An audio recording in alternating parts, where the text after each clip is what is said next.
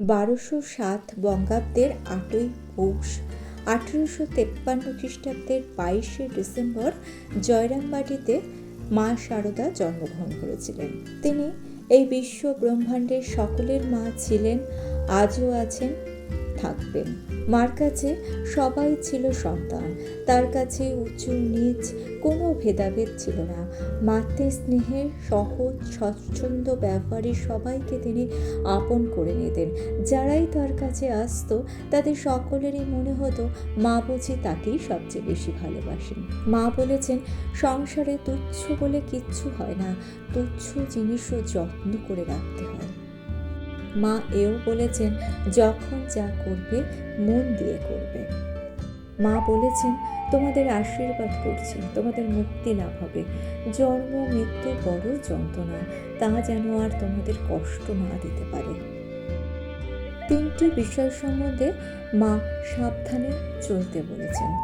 প্রথমত, নদীর তীরে যাদের বাসস্থান তাদের, কেননা নদী কখন হুশ করে চলে এসে বাসস্থান ভেঙে দিয়ে যাবে তার কোনো নিশ্চয়তা নেই।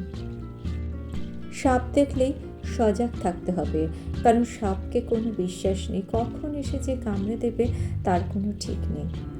যারা সাধু তাদেরকে কখনো অবজ্ঞা করবেন না, কারণ তাদের কোন কথা এবং ভাবে সংসারে গৃহস্থের অমঙ্গল হবে তা আমরা জানি না, তাই তাদেরকে সবসময় ভক্তি করতে হবে। মা বলেছেন, কারো দোষ দেখো না, আমি কারো দোষ দেখিনি। মানুষের হাজার উপকার করে যদি তুমি একটা দোষ করো তখনই মুখটা তার বেঁকে যাবে। এখন লোকে শুধু দোষই দেখে, কিন্তু গুণটিও তো দেখতে হবে বাবা। অপ্রিয় কথা যদি কারো মনে দুঃখ দেয় তাহলে মুখের উপর বলতে নেই। ঠাকুর বলতেন, একজন খুড়াকে যদি জিজ্ঞাসা করতে হয় যে তুমি খুড়া হলে কিভাবে, তবে তাকে এইভাবে জিজ্ঞাসা করো যে তোমার পাটা ওরকম মুড়ে গেল কিভাবে।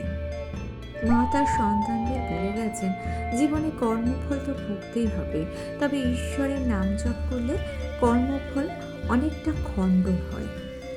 যেখানে ফাল সেধু তো সেখানে সুচ সেধুবে, তাই ঈশ্বরের নাম জপ করে যাও।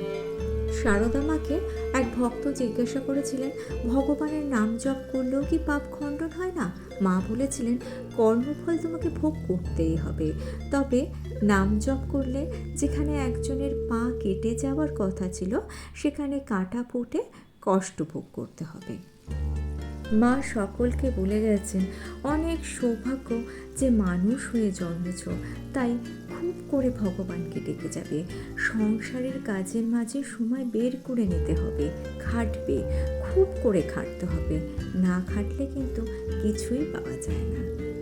মা তার সন্তানদের উদ্দেশ্যে বলে গেছেন, মন না বসলেও জপ করতে ছাড়বে না, বাতাস থাকলেই প্রদীপের শিখা কাঁপবে। তেমনি তোমার মনে যদি অস্থিরতা থাকে মন কখনো স্থির থাকবে না। মায়ের এই বিখ্যাত বাণীগুলো আশা করছি আপনাদের মনটাকে শান্ত করে দেবে। আর ভিডিওটা যদি ভালো লেগে থাকে ছোট্ট করে লাইক করে দিয়ে চ্যানেলটা সাবস্ক্রাইব করে নিয়ে পাশে থাকা বেল বাটনটি অন করে রাখতে ভুলবেন না।